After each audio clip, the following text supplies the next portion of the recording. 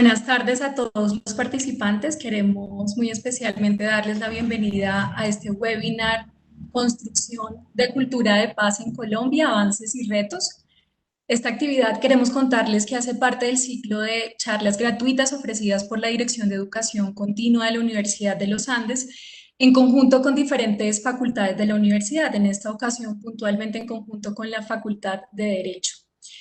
Con este espacio queremos poder ofrecerles a todos ustedes nuevas alternativas para que continúen aprendiendo en cualquier momento de su vida.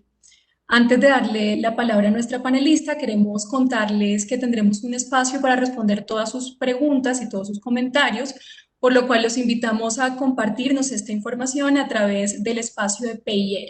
Si tienen alguna duda técnica, les pedimos escribirle al panelista que se llama Soporte Técnico, que lo van a encontrar en el chat. También queremos recordarles que este evento está siendo grabado. Una vez terminemos, vamos a compartirles a través de correo electrónico el enlace para que puedan volver a vivirlo o compartirlo con otras personas. El día de hoy nos acompaña como anfitrión de este evento Paula Comellas, doctora en Derecho de la Universidad de Deusto, magíster en Ciencias Jurídicas y abogada de la misma universidad, especialista en currículo y pedagogía de la Universidad de los Andes. Paula, buenas tardes, bienvenida a esta actividad. Te cedemos entonces la palabra para iniciar con la misma. Bueno, en este momento estamos solucionando unos problemas técnicos de conexión con nuestra conferencista. Vamos a darle unos minutos mientras lo solucionamos para poder iniciar con este evento.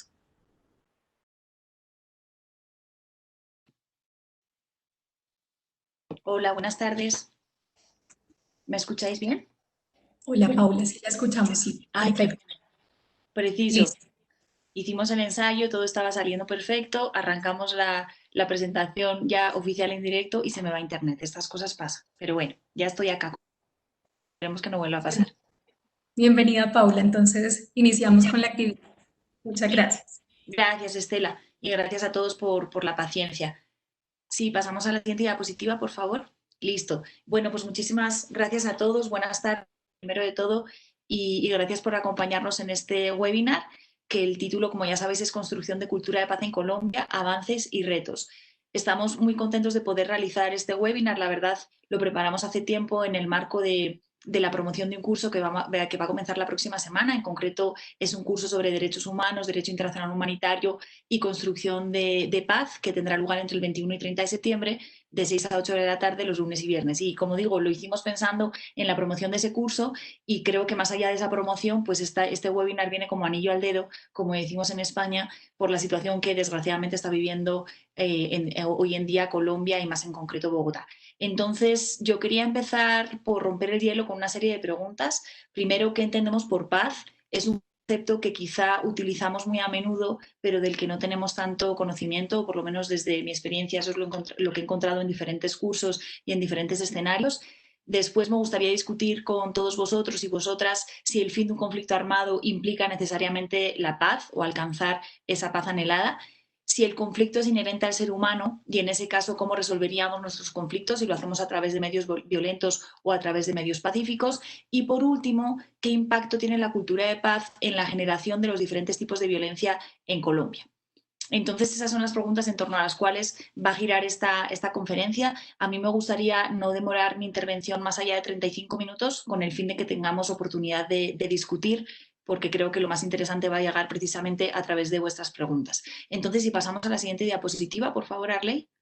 Gracias. Entonces, bueno, esta es un poco la agenda, como os decía, discutir el concepto, la evolución, perdón, que se ha dado en torno al concepto de paz, mirar cuáles son las implicaciones de la cultura de paz en la generación de violencia sistémica, analizar cómo ha sido la implementación de la cultura de paz en Colombia, mirar unos retos que se presentan no solo en el posacuerdo en materia de cultura de paz, sino en general en la sociedad colombiana y terminar con unas recomendaciones y conclusiones y pues finalmente ahí sí ya vuestras preguntas y comentarios que por supuesto serán más que bienvenidos. Siguiente, por favor.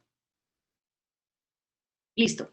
Bien, en los últimos años he venido trabajando en esas investigaciones sobre cultura de paz, Cátedra para la Paz, y la teoría que hemos manejado en los últimos años es que hay una relación entre la variable cultura de paz y la variable violencia sistémica, de tal forma que a mayores índices de cultura de paz, menores índices de violencia sistémica y viceversa.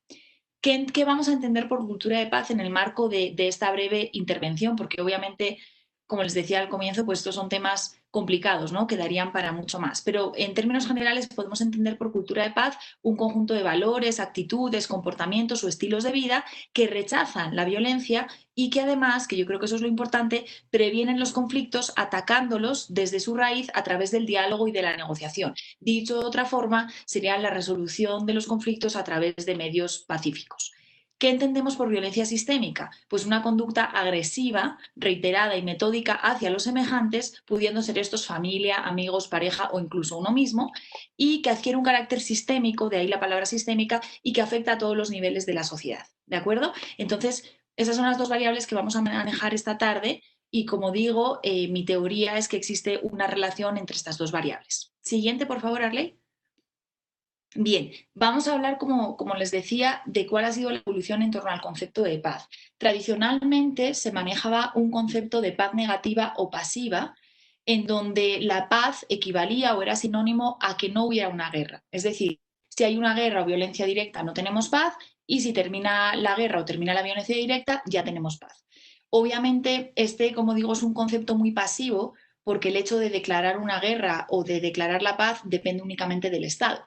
Y en este sentido, los ciudadanos tenían un papel mucho más pasivo y casi que eran meros espectadores para saber si estábamos en tiempos de guerra o en tiempos de paz.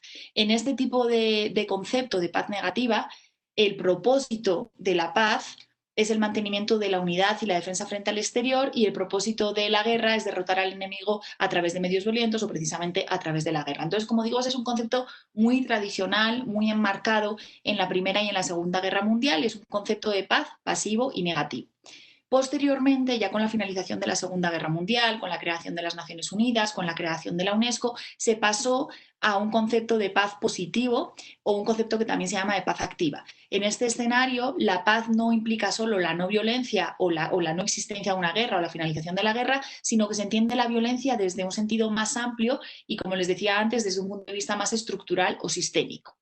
La idea no es solo derrotar al enemigo en este concepto de paz positivo, sino que también está muy centrado en la reconciliación y en construir un conjunto de valores compartidos por toda la sociedad. Entonces, esos son como los conceptos más tradicionales, comenzando, como les decía, por el de paz negativa y siguiendo por el de paz positiva. No obstante, podemos pasar a la siguiente, por favor. A día de hoy, el concepto que se maneja de paz, o el más actual, es el de paz imperfecta. Este concepto de paz imperfecta surgió en los países escandinavos o nórdicos, y que surgió un poco como una crítica a pensar que la paz puede ser un proceso final, ¿no? Entonces, partiendo de la base de que la paz es un proceso de construcción que no debe terminar nunca, y que en países precisamente como los nórdicos, en donde realmente no había guerra desde la Segunda Guerra Mundial y tampoco hay unos índices de violencia altos, pero sí hay unos índices altos de suicidio, sí hay unos índices altos de alcoholismo, sí hay índices altos de violencia intrafamiliar, se comenzó a hablar de ese concepto de paz imperfecta, en donde, como digo, la paz se considera que es un proceso que siempre va a estar en construcción, y aquí estaríamos hablando de tres variables. Primero, una paz directa, que efectivamente sí consiste en una regulación pacífica o no violenta de los conflictos. Esa obviamente es la base, pero también incluye no solo esa regulación no violenta de conflictos, sino la paz cultural, que consiste en que existan una serie de valores mínimos compartidos por la sociedad, y, lo que es más importante, una paz estructural, es decir, una organización hacia un nivel máximo de justicia social. ¿De acuerdo? Entonces, ese es el concepto que se maneja a día de hoy, es este concepto de paz imperfecta. ¿Seguimos, por favor, Arley? Bien, una vez ya sabemos qué podemos entender por paz, vamos a mirar cuáles son los conceptos en torno a violencia, para posteriormente hacer un análisis de cómo están esos conceptos de paz y de violencia en el país, en Colombia. En cuanto a los conceptos de violencia, a mí me gusta manejar, o el autor que más he trabajado, que más comparto, es la teoría elaborada por Johan Galtung, esto de la mano, como digo, de la cultura de paz, y él maneja el concepto del triángulo de la violencia. Aquí se manejan tres conceptos: el de violencia directa, el de violencia estructural y el de violencia cultural. Si miramos el triángulo, que el autor Johan Galtung lo define como un iceberg, en la punta del triángulo del iceberg estaría la violencia directa, que esos son, pues como su propio nombre indica, los actos de violencia que son visibles. No obstante, esa violencia directa se derivaría de las otras partes del triángulo del iceberg, que sería la violencia estructural, entendida como una falta de satisfacción de las necesidades básicas, y la violencia cultural, que es la legitimación de la violencia. ¿Listo? Entonces, entre estas tres variables se configura ese triángulo de la violencia, en donde, aunque muchas veces lo único que podamos ver a nivel de sociedad es una violencia directa, pues debemos tener en cuenta que esa variable no opera sola. Esa variable también está dependiendo de unos índices altos de violencia estructural, es decir, de una falta de satisfacción de necesidades básicas, como sería, por ejemplo, el tema de la educación, de la salud, de la dignidad humana, de los umbrales de pobreza, y una violencia cultural, que es esa legitimación o normalización de unos patrones violentos. Otros autores que seguramente ustedes conozcan, como sería el caso del filósofo Zizek, hablan más o menos de los mismos conceptos, solo que en otros términos y con otros enfoques. Es decir, si se, por ejemplo, diría que la violencia cultural es la violencia simbólica, y él habla también de que es una normalización de la violencia, y a la violencia estructural, en lugar de violencia estructural, la llamaría violencia sistémica. ¿De acuerdo? Pero como digo, yo me quedo más con este autor Johan Galtung, que es de la mano del que hemos desarrollado todos los conceptos de cultura de paz y cátedra para la paz. Bien, seguimos, por favor, ¿vale? Listo. Entonces, ¿qué tipo de paz existe en Colombia? Yo creo que esto es clave, ¿no? Por un lado, allá en uno de los lados de la diapositiva pueden ver cuál es la regulación de la paz que existe hoy en día en el ordenamiento jurídico colombiano. Obviamente, debemos partir de la Constitución, pero también de la aproximación jurisprudencial que se ha dado al concepto, y lo que no podemos negar es que es un concepto polisémico, ¿no? Porque aparece en el preámbulo de la Constitución como un valor, pero también aparece como un derecho, como un deber o como un principio. Entonces, en el artículo 22 de la Constitución Política de Colombia lo que aparece es que la paz es un derecho y un deber de obligatorio cumplimiento. Esto yo creo que se entiende pues, en el marco del contexto, ¿no? De la Constitución de 1991, a la que muchos han llamado una Constitución para la paz, pero obviamente tratar de llevar eso luego a la vida real pues, es más complicado. Y de ahí la interpretación que han hecho las altas cortes, y la Corte Constitucional en concreto ha establecido que la paz es más bien un principio que sí podría entenderse como un derecho fundamental o como un derecho colectivo. ¿De acuerdo? Ahí tienen la sentencia de tutela 439 de 1992. Eso respecto al concepto de paz, ¿no? Si realmente es un derecho, cómo lo exigimos, y si es un deber, cómo lo cumplimos. Pero me gustaría analizar también con ustedes qué tipo de paz hay ahora mismo en Colombia, si vamos a esos conceptos que les decía al comienzo de mi intervención respecto a la paz negativa, a la paz positiva o la paz imperfecta.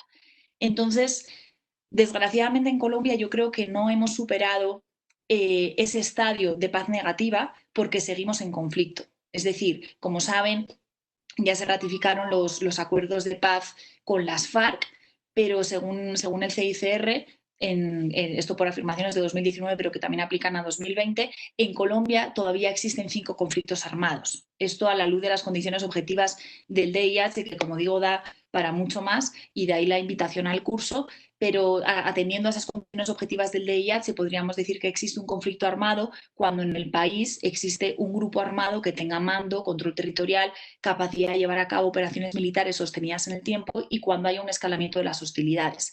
Teniendo en cuenta esas condiciones objetivas del DIH, el CICR ha afirmado, como digo, que en Colombia a día de hoy todavía existen 5 conflictos armados, en concreto las disidencias de las FARC, el ELN, el Clan del Golfo, los Pelusos y los choques que existen entre el ELN y el Clan del Golfo. Adicionalmente, como ustedes saben, a través de diferentes directivas del Ministerio de Defensa Nacional, existen otros grupos que quizá no llegan a cumplir con estas características de conflicto armado, pero que sí son grupos delincuenciales organizados y que también están generando grandes impactos contra la paz o generando violencia en el país. Entonces, no podemos decir que haya una paz negativa, que hayamos superado ese concepto de paz negativa, por ende, tampoco podría haber una paz positiva, y desgraciadamente, como vamos a ver ahora a la luz de algunos datos del país frente a los índices de violencia, pues tampoco podemos hablar de una paz imperfecta, porque ya digo que esa paz imperfecta partiría de la base de una resolución pacífica de conflictos o de unos índices muy bajos de violencia. ¿De acuerdo? Pasamos a la siguiente, Arley, por favor. Listo. Entonces, claro, aquí venía un poco, como les decía, el análisis de qué tan necesaria sería una cultura de paz en Colombia, ¿no? Y aquí, como les digo, vienen unas cifras que son tenaces, pero pues que no dejan de ser la realidad del país, como digo, desgraciadamente. Entonces, hasta la fecha, este es un informe que salió de Indepaz precisamente ayer. Hasta la fecha de ayer, 15 de septiembre de 2020, se han contabilizado 57 masacres, que supone el asesinato de 230 personas en el país. Indepaz entiende por masacre, y bueno, así se entiende también a nivel doctrinal, el homicidio o asesinato de más de 3 personas. Y esto pues es lo que vemos en el día a día, ¿no? Todo el asesinato pues no solo de líderes sociales, también de diferentes miembros de comunidades. Bien, frente a la violencia intrafamiliar, hay más de 100.000 casos de violencia intrafamiliar en el país y la primera causa suele ser la primera causa de incorporación de menores en grupos armados al margen de la ley. Aquí, pues yo sé que este es un tema también muy delicado, el hecho del reclutamiento de menores en grupos armados y si este reclutamiento es forzoso o voluntario, pero diferentes estudios que se han hecho, sí es cierto que esa falta de oportunidades que se presenta en muchas regiones del país, sobre todo en las zonas rurales, y esos problemas o esos índices en cuanto a la violencia intrafamiliar, hace que muchos menores de edad quieran entrar o quieran hacer parte de grupos al margen de la ley. El tema de la violencia contra la mujer, pues los datos también son terribles. 735 niñas y mujeres víctimas de violencia de género, según datos de medicina legal. Más de 6.000 víctimas de violencia de pareja y 2,3 mujeres asesinadas cada día en Colombia. Estas son cifras de 2019 de medicina legal. Como saben, también, y ahí pueden verlo en esta viñeta de Matador que aparece aquí en la parte derecha de la pantalla, Colombia es el tercer país más desigual entre 129 países y las muertes por desnutrición de menores en La Guajira pues todavía siguen, ¿no? En concreto en 2019 64 niños. Y como saben ahora en el contexto del COVID que ha impedido, que ha limitado más la economía informal y que eso ha generado una crisis económica sin precedentes para muchas familias, pues eso viene de que el 60% de la economía en el país es de carácter informal y eso pues en tiempos de pandemia es difícil de soportar. Entonces estos son algunos de los datos que, como digo, nos llevarían a justificar la importancia o la necesidad de fortalecer una cultura de paz en Colombia. Pasamos a la siguiente, por favor, Arley. Listo. Otros datos también importantes frente a los índices de educación cívica o educación vial, ¿no? Cada día mueren en el país 18 personas por accidentes de tránsito y cada 6 horas muere un peatón en Colombia. Además, 2 de cada 3 muertes en Colombia no tienen relación con el conflicto armado. Este dato me parece muy importante porque muchas veces ponemos el foco, yo creo que demasiado en el conflicto armado y está bien, obviamente el conflicto armado es algo que hay que abordar y que hay que solucionar lo antes posible, pero también hay que mirar los otros tipos de violencia que se producen en el país y que no tienen que ver con el conflicto armado, ya que, como digo, 2 de cada 3 en el país no tienen relación con este conflicto armado. Los índices de participación política también hablan de la cultura de paz de un país o nos dan índices de cuáles son esos niveles de cultura de paz en el país y los índices de participación política en Colombia por lo general suelen ser bajos, ¿no? Ya que hay más de un 50% de abstención. Y luego, por otro lado, los índices de criminalidad que no dejan de ser también muy altos, lo que tiene que ver con robos, microtráfico, extorsiones, homicidios y los índices de corrupción, que ahí también son claves, ¿no? Colombia es uno de los países con mayores índices de corrupción según Transparencia por Colombia.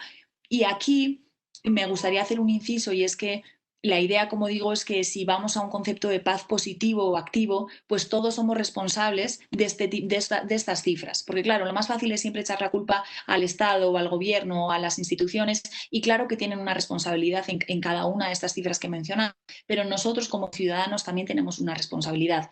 Entonces yo siempre digo que es muy fácil ver la corrupción en el ojo ajeno, ¿no? Entonces nos encanta afirmar que los políticos son corruptos o que todos los congresistas, porque tendemos a hacer generalizaciones apresuradas y que todos los congresistas son corruptos. Pero después, cuando alguno de nosotros corrompe a un policía con 50.000 pesos o con la cifra correspondiente, eso no nos parece tan grave. ¿Sí? Entonces nos parecen tenaz también algunas condiciones laborales, pero después no nos parece tan grave contratar o no a la persona que nos ayude en casa con las tareas domésticas. Entonces, como digo, hay que mirar un poco también, hay que hacer un análisis crítico a cada una de nuestras actuaciones y qué tanto estamos aportando nosotros en la construcción de paz colectiva en el país, ¿de acuerdo?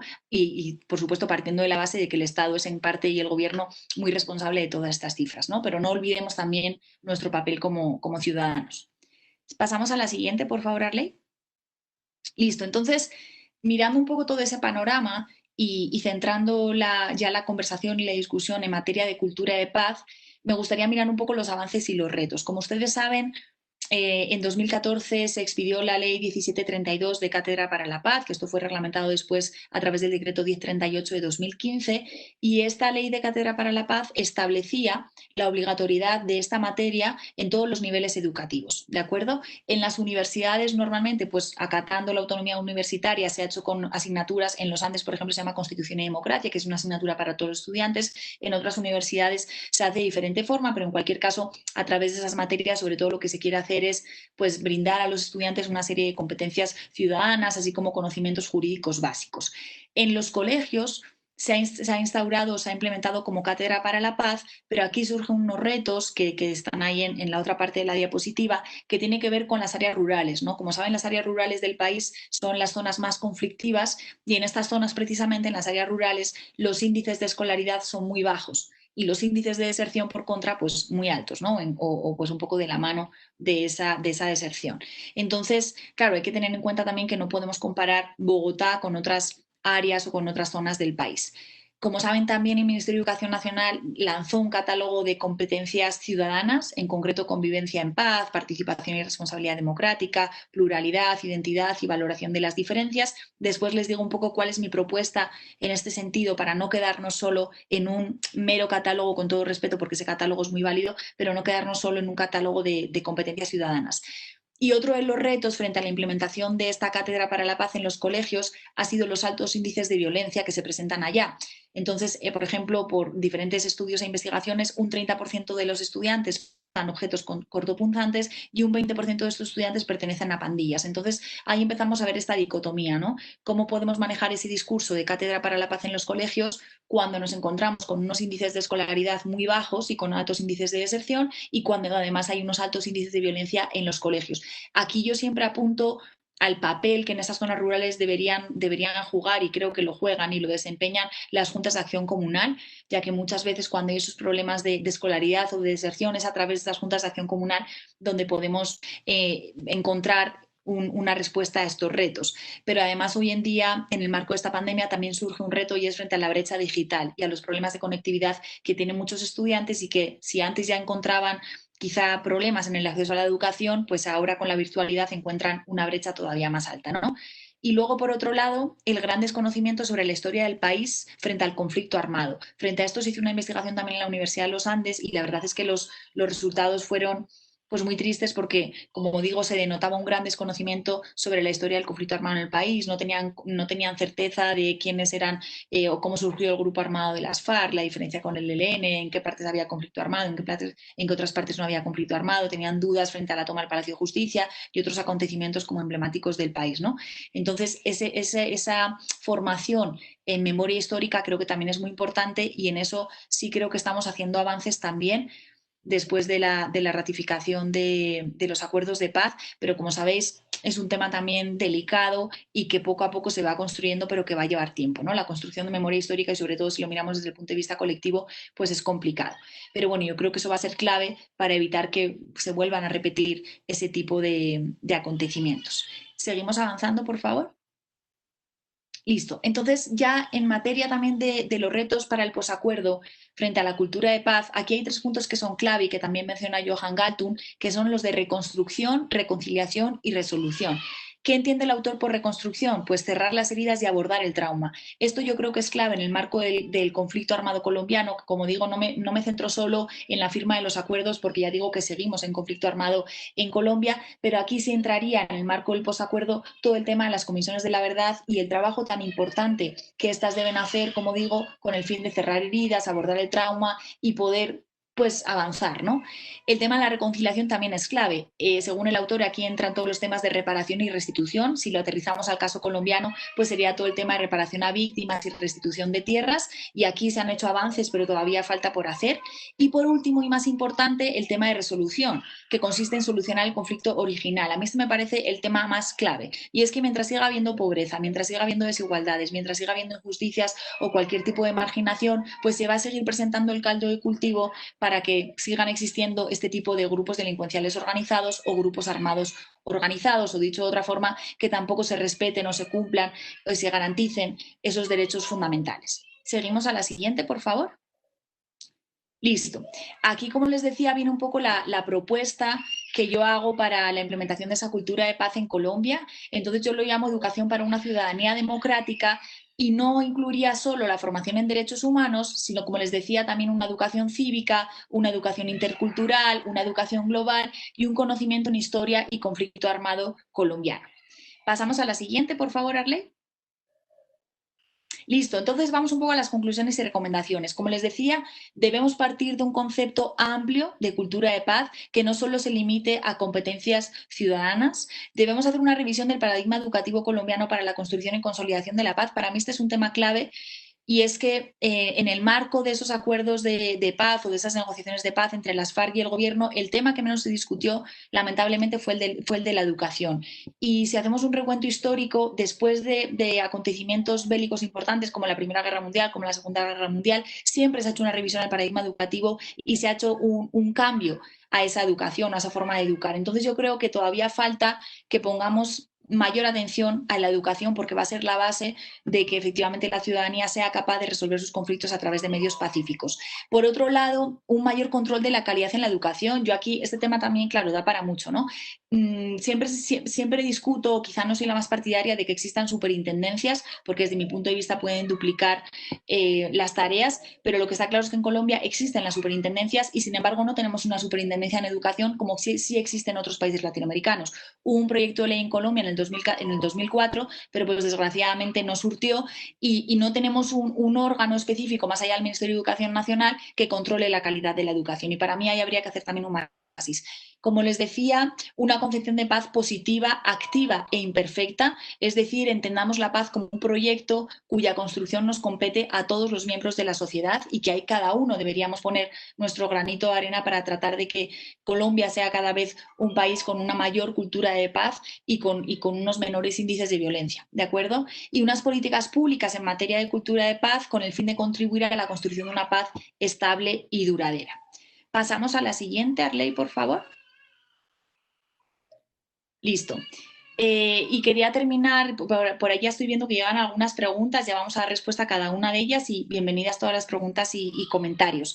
Quería terminar, como les decía, con una frase de Stanislas Zuleta, esto partiendo de la base de que el conflicto, por supuesto, es algo inherente al ser humano y que, en lo que tenemos que trabajar es en la solución pacífica de estos conflictos. Entonces, esta oración me permito leerla, ahí la tenéis también vosotros para que la leáis, pero me encanta, dice, para mí, una sociedad mejor es una sociedad capaz de tener mejores conflictos, de reconocerlos y de contenerlos, de vivir no a pesar de ellos, sino productiva e inteligentemente en ellos. Que solo un pueblo escéptico sobre la fiesta de la guerra, maduro para el conflicto, es un pueblo maduro para la paz. Entonces, a la luz de los acontecimientos que estamos viviendo hoy en día, yo creo que no hay que ver el conflicto como algo negativo, sino como algo inherente, como algo inevitable al ser humano y más bien lo que tenemos que mirar es qué oportunidades de mejora nos dan esos conflictos, cómo vamos a resolverlos a través de medios pacíficos y, como digo, también hacer una revisión crítica de qué factores o qué circunstancias son las que están generando estos conflictos y qué podríamos hacer para solucionarlos, pero para solucionarlos tanto desde el Estado, desde el gobierno, desde la sociedad y, lo más importante, desde cada uno de nosotros. Entonces, esa es mi intervención. Como decíamos, no quería demorarme mucho porque quiero dar pie a las preguntas. Ya voy a comenzar a leerlas y vamos dando respuesta a cada una de ellas. Entonces, por acá dice un asistente, Mónica Echeverry, si por favor podemos repetir quién define qué es una masacre. En esos datos que yo sacaba, que son de Indepaz, en el informe que ustedes pueden encontrar en Internet, ellos mismos definen qué entienden por masacre. ¿De acuerdo? Pero obviamente en diferentes documentos del derecho internacional humanitario y del derecho internacional de los derechos humanos también encontramos qué significa masacre, ¿vale? Voy a buscar acá el de Indepaz, que no lo tengo abierto, y no quiero decirlo mal, pero aquí lo tienen en internet si lo buscan, damos algo que se está viendo. Y sigo contestando preguntas. Bien, otra pregunta decía, podríamos hablar del tema de la reconciliación y su relación con la cultura política en Colombia. Claro, el tema de la reconciliación es clave. Estela, no sé si quieras decir algo, si es necesario que me interrumpas, bienvenido. No, respecto a esa pregunta, tenemos otras que nos han llegado a través del chat interno, entonces podemos responder la que acabas de formular y ahorita seguimos con otras. ¿Listo? Vale, perfecto. Entonces, bueno, el tema de la reconciliación es clave. Como decíamos antes, la reconciliación supone varias cosas. Primero, abordar el trauma, cerrar las heridas, ahí entraría también todo el tema no solo de la reconciliación, sino de la reparación. Y esto es clave porque si no cerramos esos traumas, si no curamos esas heridas, si no hacemos una reparación a las víctimas, pues va a haber una desconfianza hacia el sistema. Y eso también va a hacer que empiece a haber choques entre las expectativas que tienen los ciudadanos con respecto del Estado, de las instituciones del Estado o del gobierno. Entonces yo sí creo que es clave ahondar en todos esos temas de reparación y de reconciliación para que entre todos podamos construir una cultura de paz. Entonces Colombia yo creo que está en ese camino pues todo el tema, por ejemplo, de la restitución de tierras, de la reparación de víctimas, ahora está en discusión el tema de la ley, de la vigencia de la ley 1448. Entonces, bueno, yo creo que todos esos temas son claves para que podamos mirar hacia pues cómo se dio realmente esa reparación, qué tan exitosa fue el proceso de restitución de tierras y sobre todo su relación con la reconstrucción de tejido social y así entre todos qué tanto nivel de cultura tenemos en Colombia, pues de cultura de paz. ¿Quieres que pase las preguntas que tenemos por aquí o me vas pasando tú, Estela, por el chat?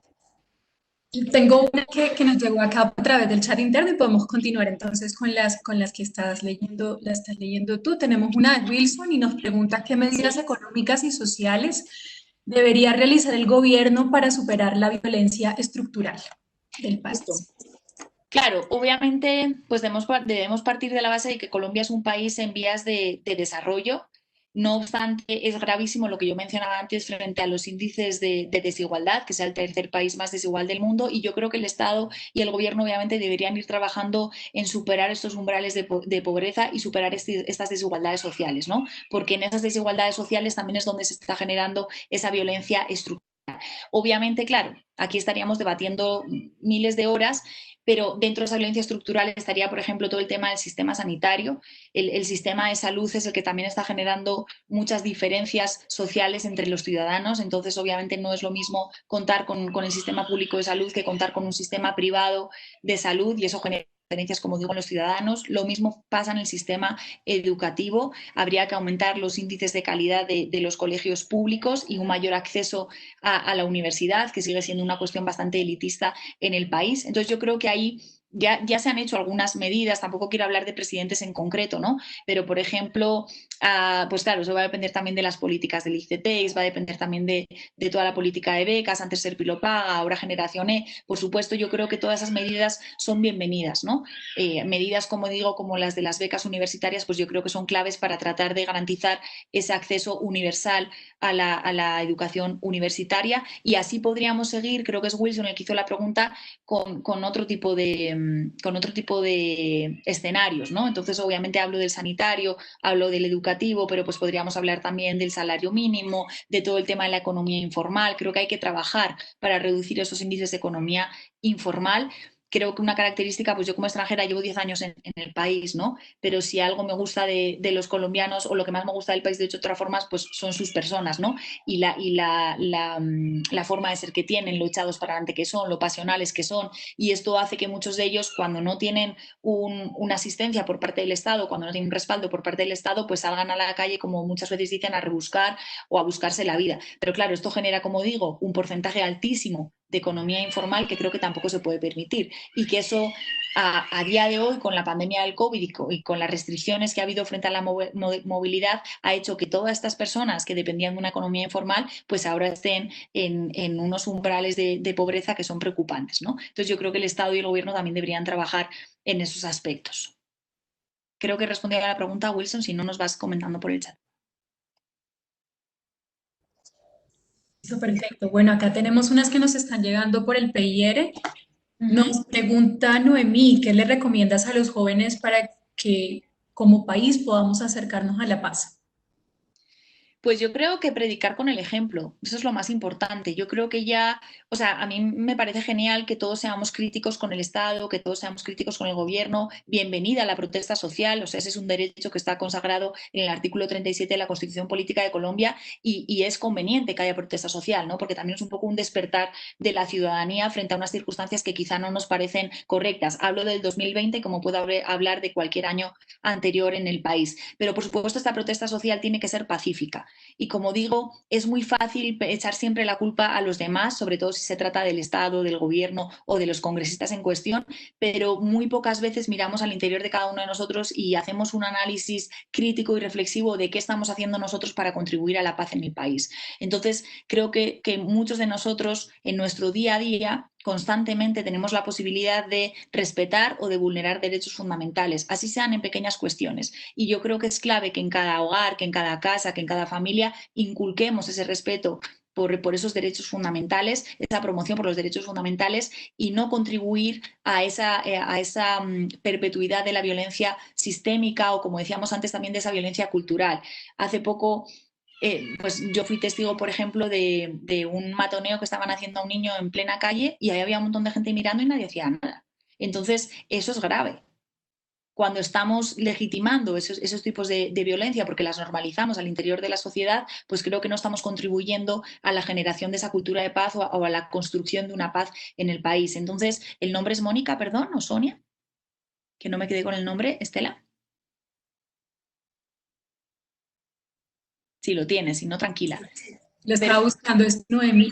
Ya te... Noemí, Noemí, sí, Noemí, Sí, Noemí. gracias. Vale, me parece buenísima esa pregunta y súper importante, ¿no? Porque en estas generaciones jóvenes en las que de pronto yo todavía me incluyo, pero es en donde tenemos la esperanza puesta a todos, ¿no? Porque obviamente la construcción del país va a depender de las generaciones futuras y ahí creo que es clave, como digo, que todos hagamos un esfuerzo en la construcción de esta paz, en tratar de respetar también, ¿no? Las instituciones y las reglas, porque muchas veces, claro, lo más fácil es irnos a lo ilegal o irnos a lo que no está permitido o irnos a esas zonas grises y es más difícil con esfuerzo y con tenacidad lograr nuestros propósitos, pero por una vía legal o por una vía lícita. Entonces, mi invitación es eso, que seamos conscientes de que todos podemos construir país, de que todos podemos construir la paz y que en nuestras manos están esas herramientas para entre todos cambiar el país y no echar solo la culpa al Estado, a las instituciones, al gobierno, al Congreso o a quien corresponda.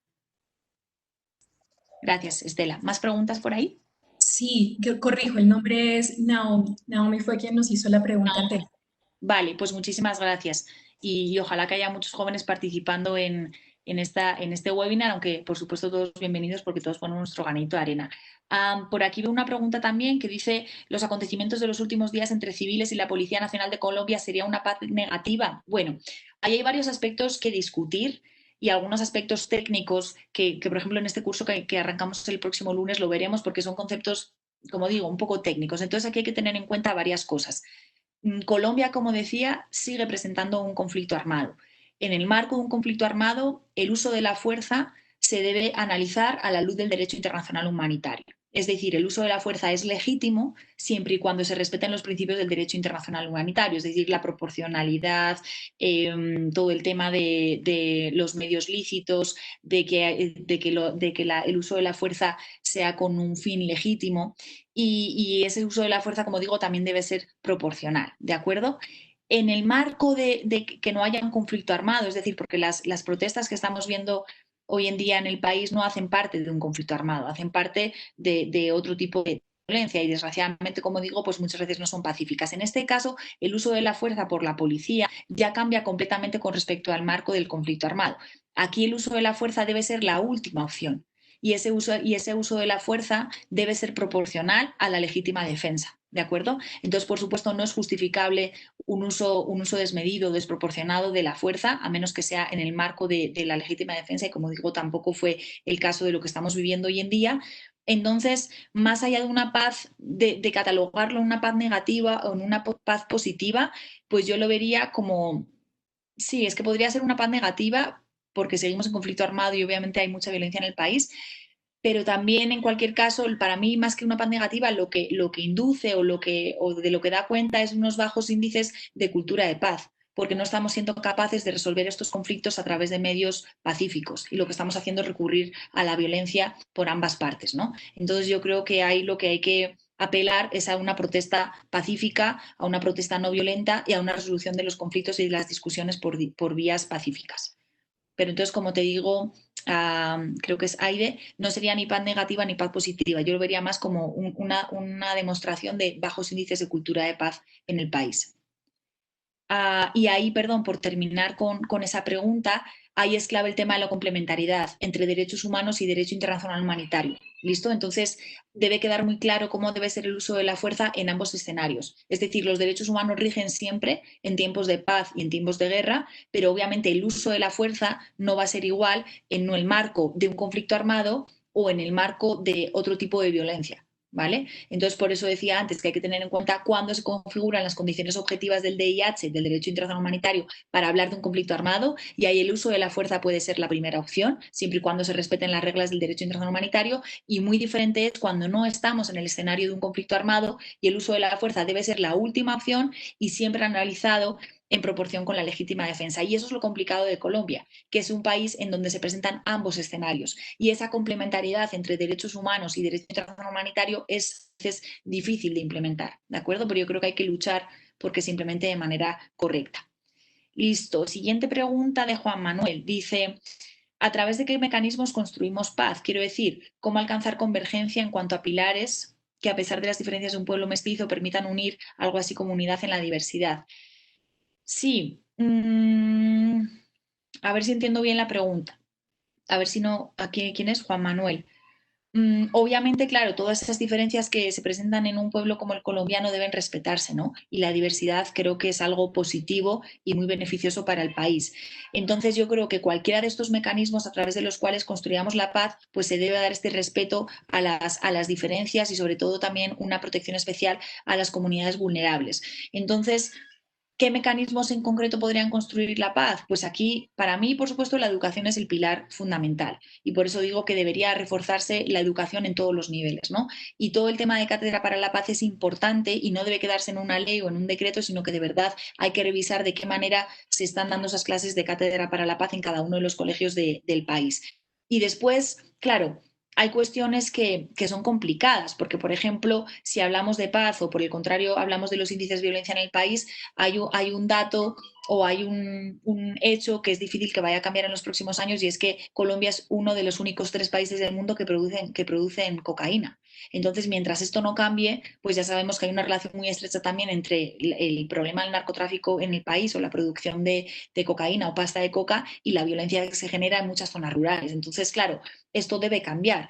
¿Y qué debería cambiar también a la luz o de la mano de este problema del narcotráfico? Las oportunidades que se presentan para cada uno de los ciudadanos en las zonas rurales. Entonces, mientras siga siendo más efectivo o más, por así decirlo, productivo el tema de cultivar cocaína, plantas de cocaína, que plantar otro tipo de alimentos como sería la papa, la cebolla, pues claro, eso complica también que en el país haya paz, ¿no? Entonces yo creo que frente a mecanismos, ahí ha habido avances también, ¿no? Es decir, todo el tema, por ejemplo, de la acción conjunta que se está haciendo desde fuerzas militares creo que también está ayudando. Es importante que haya una interinstitucionalidad, es decir, que ya dejemos de actuar de manera, por así decirlo, independiente. Todas las instituciones del Estado deben cooperar y deben ser una sola para que podamos construir paz y entre todos pues comenzar de raíz a erradicar la pobreza, a mejorar los índices de educación, a mejorar el acceso a todo ese cubrimiento de necesidades básicas. Yo creo que eso comienza poco a poco a construir paz. Y si ya hablamos de cada uno de nosotros, pues yo creo que lo básico es el respeto de los derechos fundamentales, que parece algo, como digo, muy básico, pero en el día a día no siempre lo cumplimos. ¿De acuerdo? Entonces yo creo que ahí estaría esa convergencia, Juan Manuel. ¿Me contestas Ahora ahora? Sí. tenemos aquí varias preguntas. Tenemos varias personas que nos están siguiendo, docentes, a través de Facebook Live y a través de Webex. Uh -huh. Quieren que ahondemos un poquito más en el rol que tienen las instituciones educativas para abordar la paz. Uh -huh. Y hay una pregunta clave que hacen y es, ¿qué es lo clave a desarrollar en los estudiantes desde el rol de la educación para la cultura de la paz? Gracias. Bien, aquí yo creo que lo clave es que partamos de la base de que lo que pretendemos desarrollar a través de la Cátedra para la Paz son competencias. Y aquí hay un reto, ¿no? Porque como sabemos, no es lo mismo medir la adquisición de conocimientos que se pueda hacer a través, pues si todos los docentes nos están siguiendo lo saben tanto o más que yo, no es lo mismo hacer una medición o una estrategia de evaluación para medir conocimientos que estrategias de evaluación para medir el nivel de adquisición de ciertas competencias. Entonces, yo creo que ese sería el primer reto. Sería llevar los contenidos de la Cátedra para la Paz o traducirlos a un nivel de competencias. ¿Qué competencias esperaríamos desarrollar en los estudiantes de un curso de Cátedra para la Paz al finalizar el semestre? Entonces yo aquí creo que debería entrar, como decíamos antes, además esto podría dividirse en niveles, ¿no? Yo creo que la Cátedra para la Paz no debería ceñirse a una asignatura en concreto en un nivel educativo concreto. Para mí lo ideal sería que la Cátedra para la Paz empezase desde el primer día en el colegio hasta el último día en el colegio, obviamente diferenciándolo o distribuyéndolo en diferentes niveles y, como digo, en cada uno de esos niveles qué competencias nos gustaría desarrollar. En esa propuesta que yo hacía, ahí entrarían tanto cuestiones de formación en derechos humanos como formación en la historia del conflicto armado, que claro, por eso digo que habría que diferenciarla a niveles, porque a un niño de 4 años probablemente no es buena idea hablarle de la historia del conflicto armado, pero quizás a un adolescente ya de 14, 15, 16 años, pues sí podamos abordar con él estos temas. Todo el tema también de las competencias en interculturalidad, todo el tema del respeto en las diferencias, el tema también de la educación cívica, de todas las competencias ciudadanas, que eso sí está establecido por el Ministerio de Educación Nacional. Entonces yo creo que en todos los colegios, ya sean privados o públicos, la Cátedra para la Paz debe ser una prioridad. Y como digo, no puede ceñirse solo a casi que, como pasó cuando se implementó esta ley, ¿no? Que había un gran desconocimiento en torno a cómo podría implementarse la Cátedra para la Paz, a qué asignatura le correspondería, qué profesor se va a ocupar de esto, casi que la gente lo veía como una patata caliente que querían pasarse de uno a otros. Y yo creo que lo que deberíamos verlo es como una oportunidad de lograr una formación integral en nuestros estudiantes y lograr una serie de competencias que van a contribuir a esa generación de paz o a esa construcción de paz colectiva en el país. Pero como digo, debería aterrizarse los contenidos a competencias y frente a la evaluación de competencias, que es lo que decía al comienzo, que es uno de los retos, ahí lo que recomiendan la mayoría de pedagogos es que haya una evaluación pre y una evaluación post. Es decir, en función de cuáles sean las competencias que queremos desarrollar en nuestros estudiantes, se podría hacer una evaluación al inicio del semestre. Después, a través de nuestra metodología, tratar de desarrollar esas competencias en los estudiantes y hacer una evaluación al finalizar el semestre. Por ejemplo, evaluar al comienzo del semestre cómo están resolviendo nuestros estudiantes las disputas que surgen al interior del salón. Ahí podemos hacer ya una evaluación diagnóstica. Después implementamos toda la metodología, que también se esperaría que fuera metodología activa, centrada en el estudiante y demás, y al finalizar el semestre volvemos a hacer una evaluación de cómo están resolviendo ahora nuestros estudiantes esos conflictos. ¿De acuerdo? Eso si la competencia que queremos desarrollar es la resolución pacífica de conflictos, pero ya digo que la Cátedra para la Paz debería ir mucho más allá de la resolución pacífica de conflictos. Listo, por aquí a ver qué más preguntas hay. Algunas personas dicen que deben retirarse, que muy interesante, que gracias. Bueno, gracias a vosotros por asistir. No sé qué más preguntas haya por allá, Estela. Tenemos una de Camila Donado y es Ujú. qué podría hacerse con los niños, la primera infancia, para poder instaurar esta cultura de paz. Gracias. Bueno, aquí yo creo que desgraciadamente estos índices de violencia estructural, de esa violencia que se deriva a veces de las instituciones o de esa falta de cubrimiento de necesidades básicas, desgraciadamente está afectando a los niños, ¿no? Entonces, ahí creo que sí que por parte del Estado debe haber una corresponsabilidad para ayudar en la medida de lo posible a que se garanticen los derechos fundamentales de estos niños. Ahora hemos visto también en el marco de la pandemia del COVID, pues lo que ha pasado, ¿no? Cuando muchas cabezas de familia, ya sean las madres o los padres o los dos, tienen que ir a trabajar y muchos niños se han quedado solos en casa. Y obviamente pues se quedan solos a merced de lo que pueda pasar y a merced de un televisor que obviamente no les está brindando esas necesidades básicas. Entonces yo ahí sí creo que, y bueno, ahí la alcaldía de Bogotá y otras alcaldías en el país ya están implementando ciertas medidas para tratar de que eso no suceda, pero sí creo que desgraciadamente la violencia estructural está afectando a los niños. Eso por un lado. Y por otro lado, ¿qué se podría hacer? Pues yo creo que, como digo, inculcar con el ejemplo, ¿no? Yo también soy madre de 2 niñas y no siempre es tan fácil hacerlo, pero ahí el propio Sisek, el filósofo, habla de ese tipo de violencia cuando habla de la violencia simbólica. Entonces, claro, de nuevo, muchas veces nos parece gravísimo los índices, por ejemplo, de violencia intrafamiliar, pero después decidimos utilizar la violencia para educar a nuestros hijos. Entonces, ahí hay muchos paradigmas, por si quieres revisar, frente a la educación en positivo, a la educación sin castigo, otro tipo de educación que aboga por educar en la no violencia. Pero ya digo que esto no es fácil porque también muchas veces nosotros hemos sido criados así, o porque a veces nosotros mismos como padres no tenemos herramientas para hacer las cosas de otra manera y recurrimos a la violencia porque pensamos que es la mejor forma de educar a nuestros hijos, o porque muchas veces también yo creo que hemos normalizado que a los niños se les castigue o que a los niños se les pegue, ¿no? Y creo que eso es algo que no deberíamos normalizar. Entonces, así como si yo ahora me encuentro con Estela, que está aquí en pantalla, y tenemos una discusión y le pego un cachete, pues eso parecería gravísimo, y lo es, y sería gravísimo. Luego no nos parece tan grave cuando en el marco de una discusión con los padres y los hijos acudimos a este tipo de violencia, ¿no? Entonces yo creo que a los niños hay que respetarlos por encima de todos, tratarlos en igualdad de condiciones y tratar siempre de resolver los conflictos a través de medios pacíficos. Y ya digo que como madre no siempre es fácil, ¿eh? Porque se nos agota la paciencia, porque nos hacen llegar al límite, pero hay que tratar, como digo, de establecer estos mecanismos no violentos para la educación de los niños, y eso arranca en el hogar, pero por supuesto también en los colegios. Tenemos una pregunta encaminada hacia territorios indígenas. ¿Cómo lograr la paz territorial en estos territorios de indígenas? Gracias. Paz territorial estamos hablando, ¿no? Bueno, aquí yo creo que es clave partir de la cosmovisión indígena y del respeto que debe haber a esta cosmovisión indígena, y yo creo que esa es como la base.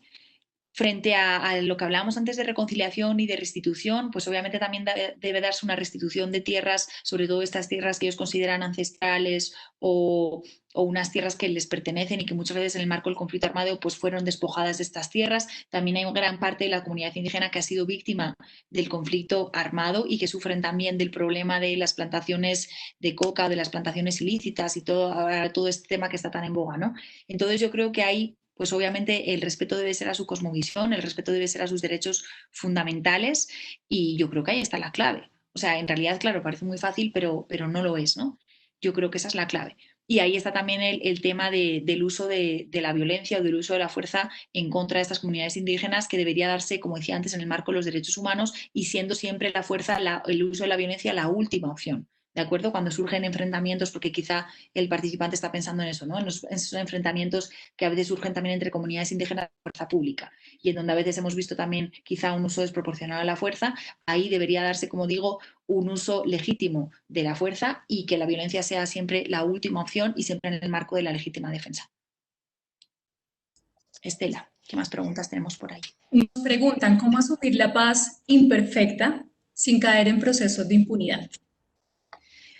Claro, de acuerdo. Bueno, aquí son varias cosas, ¿no? La paz imperfecta parte de la base de que no existe una violencia directa. Es decir, ya habríamos superado la paz negativa, porque sería un escenario en el que no hay una guerra, conflicto armado, y además es un escenario en donde los índices de violencia directa, cualquier tipo de violencia, son también bajos, ¿vale? Entonces tendríamos que partir de esa base. Efectivamente, que creo que por ahí va la pregunta, para que podamos llegar a superar la paz negativa. Muchas veces en Colombia lo que se ha dado como avances, y creo que sí lo son esas negociaciones de paz con diferentes grupos armados organizados. Y efectivamente, aquí yo creo que más allá de la impunidad, lo que es clave es lo que mencionaba frente a la reconciliación, a la reconstrucción y a la reparación. Yo creo que eso es clave, y creo que eso también está enmarcado en ese concepto de impunidad, ¿no? Porque claro, ya luego depende de cada negociación de paz cuál sea el mecanismo utilizado, o que se elija, mejor dicho, para juzgar los actos o los delitos que se cometieron en el marco de ese conflicto armado. No siempre tiene que ser la justicia transicional, o no siempre la justicia transicional nos tiene que llevar a índices de impunidad. En el caso de Colombia, pues estamos todavía expectantes a ver qué sucede con la Jurisdicción Especial para la Paz, pero partamos de la base, o tratemos de pensar que no va a haber impunidad, ¿no? Pero yo creo que más allá de esa impunidad, lo importante, como digo, en esos procesos de posacuerdo, porque en Colombia sí podemos hablar de posacuerdo, aunque no podamos hablar de posconflicto, es todo lo que tiene que ver con la reconciliación, con la reconstrucción y con la reparación. Y con algo fundamental, yo creo también, pues obviamente, como digo, todo está relacionado con la impunidad, pero para mí es clave también el tema de la construcción de memoria histórica, y ahí las comisiones de la verdad van a jugar un papel súper importante. Listo, perfecto. Bueno, yo hasta aquí tengo preguntas. No sé si de pronto tienes adicional tú alguna que hayas identificado. No, por aquí no llegaron más preguntas, Estela. Perfecto, bueno, tenemos varios comentarios que nos han hecho, pero de esta forma entonces damos por finalizado la ronda de preguntas. No sé, Paula, si de pronto te gustaría cerrar con una conclusión sobre la actividad que acabamos de desarrollar. Gracias, Estela. No, pues solo me queda dar las gracias a todos los participantes por acompañarnos en esta tarde. Nuevamente invitaros al curso que comenzamos el próximo lunes, que está centrado en derechos humanos, derecho internacional humanitario y construcción de paz. Y yo creo que el mensaje o la conclusión que dejaría, pues porque no me gustaría dejar un mensaje negativo, sino más bien un mensaje optimista de ser conscientes de que cada uno de nosotros somos claves en la construcción de la paz en el país y que en cada una de nuestras manos están esas herramientas o esos mecanismos para construir la paz entre todos, obviamente sin olvidar y sin negar la corresponsabilidad que tienen todas las instituciones del Estado y, por supuesto, el gobierno de turno. Así que nada, gracias a todos y feliz tarde. Muchas gracias, Paula, por tu tiempo, por esta intervención. Esperamos que haya sido valiosa para las personas que nos acompañan en esta tarde. Antes de terminar, antes de cerrar la actividad, queremos compartirles a través del chat dos enlaces. El primer enlace es una encuesta muy corta que les pedimos diligenciar para que nos cuenten allí cómo les fue en esta actividad. Para nosotros, su opinión es muy importante, así que esperamos que puedan diligenciarla. Adicional, les estamos compartiendo un segundo enlace, que es el enlace de la página de contenidos digitales de educación continua, donde van a poder volver a vivir esta actividad, compartirla con otras personas y además conocer otras actividades que tenemos programadas. Por ejemplo, el miércoles 23 de septiembre a las 6 de la tarde queremos muy especialmente invitarlos a todos ustedes a participar en el webinar Cómo gestionar el riesgo cambiario en tiempos de COVID-19. Esperamos poder contar con su participación en esa y otras actividades que tenemos programadas. Nuevamente, muchas gracias a todos por su asistencia. Que tengan una feliz noche.